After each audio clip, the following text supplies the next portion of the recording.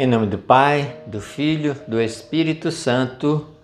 Amém. Amados irmãos, sejam todos bem-vindos a mais uma reflexão da Palavra de Deus nas asas do Espírito. Hoje, terça-feira, dia 27 de julho, estamos na 17ª semana do tempo comum. Vamos iniciar rezando, pedindo ao Espírito Santo que ilumine a nossa mente e toque o nosso coração. Abri, Senhor, os meus lábios para bendizer o vosso santo nome. Purificai o meu coração de todos os pensamentos vãos, desordenados e estranhos.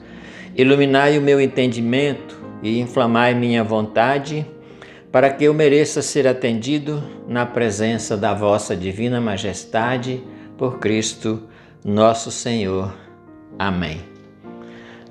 O Evangelho de hoje nos traz de volta para aquela sequência de parábolas que o Senhor está anunciando.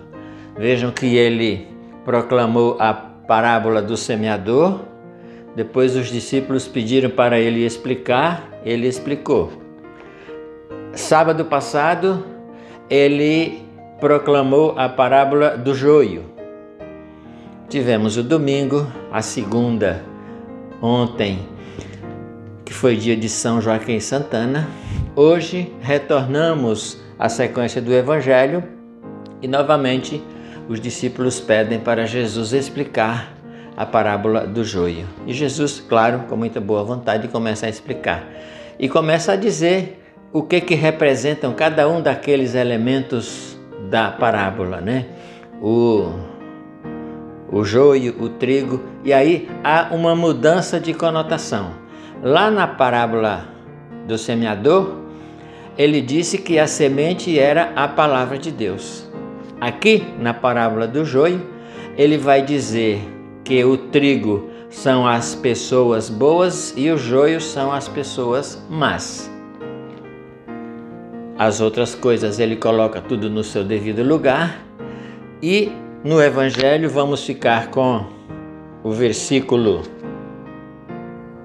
41, que vai nos dizer o seguinte: o Senhor explicando a parábola, no fim ele vai dizer: o Filho do Homem enviará seus anjos, quando ele está explicando sobre o joio, né, que são justamente as pessoas más, são os filhos do maligno, esses são os termos do Evangelho. E lá no 41 ele vai dizer: o Filho do Homem enviará seus anjos que retirarão do seu reino todos os escândalos e todos os que fazem o mal. Então vejam, no fim dos tempos vai haver essa separação e serão retirados do meio dos justos todos aqueles que provocam escândalo, todos aqueles que fazem com que as pessoas cometam pecados e aqueles que provocam que fazem o mal. Olhando para o livro de Didaquê, que é o primeiro escrito, podemos dizer, o primeiro catecismo da igreja, escrito ainda na era apostólica, no capítulo 5 ele vai meio que explicar, dar nome para o que é ser mal. Ele começa falando dos dois caminhos, o caminho da vida e o caminho da morte. O caminho da vida nós já sabemos qual é. O caminho da morte, para deixar bem claro, bem especificado, para que a gente entenda bem. No capítulo 5 ele vai dizer: este é o caminho da morte. Didaquê, capítulo 5.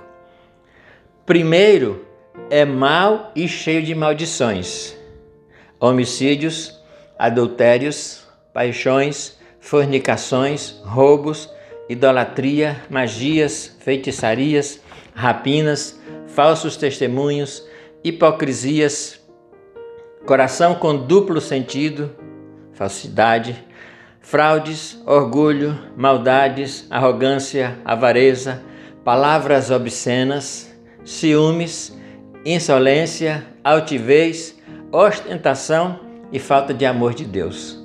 Nesse caminho trilham os perseguidores dos justos, os inimigos da verdade, os amantes da mentira, os ignorantes da justiça, os que não desejam o bem nem o justo julgamento, os que não praticam o bem, mas o mal. Então, está bem explicado aqui no capítulo 5 da Didaquê. E por que eu estou dizendo isso? Porque nós precisamos estar atentos e fugir dessas situações.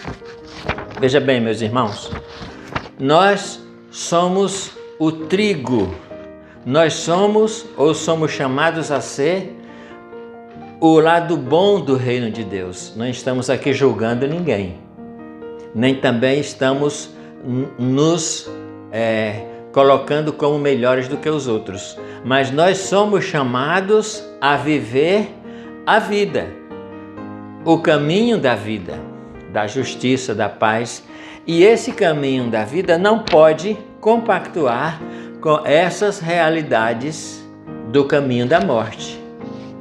Já está bem claro, o caminho da vida é um, o caminho da morte é outro. Por que tudo isso?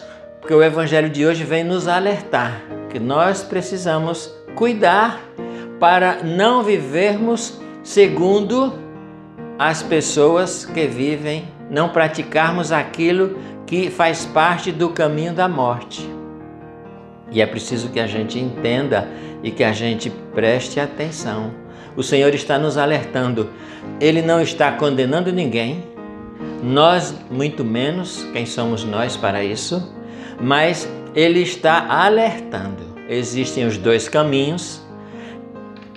É dito, já se sabe qual é o proceder do caminho da vida e qual é o proceder do caminho da morte. Evitemos esses procedimentos e ajudemos as pessoas com a evangelização, com o anúncio, com o testemunho, a saírem desse caminho, se porventura nele estiverem, aborrecendo todo esse tipo de práticas aqui enumeradas. Que o Senhor realmente toque os nossos corações para que a gente sinta essa necessidade de vivermos segundo a justiça, segundo o amor de Deus. Não nos cabe condenar, mas cabe a cada um de nós evitarmos essas práticas e ajudarmos as pessoas a saírem delas, para que nós todos trilhemos o caminho da vida, para que não aconteça o que Jesus está dizendo aqui no Evangelho de hoje. Virão os anjos e retirarão do reino todos aqueles que fazem as pessoas pecarem, que induzem ao pecado e que praticam o mal. Que nós não sejamos desses e que nós ajudemos as pessoas a saírem desse contexto. Peçamos ao Senhor que nos dê a graça de nos convertermos e de aborrecermos, de renunciarmos a todas essas práticas que fazem parte do caminho do mal. E renunciando a elas, sejamos testemunho, sejamos ajuda para que outros saiam também deste caminho. E assim nós possamos viver aquilo que o nosso batismo nos pede ou nos proporciona que vivamos. Levar as pessoas para Deus. Levar as pessoas para Jesus Cristo, que é o centro de tudo. Quem caminha no caminho da morte se afasta de Jesus. Quem caminha no caminho da vida se aproxima de Jesus. Que nós estejamos nesse caminho, aproximando-nos cada vez mais do Senhor Jesus e que nós possamos levar outros e outros para este caminho da justiça, do amor e da paz. Senhor Jesus, toca os nossos corações e nos converte a cada dia. Tira-nos desses caminhos que nos levam à morte e conduze-nos para o caminho da vida, que és Tu, porque Tu és o caminho, a verdade e a vida.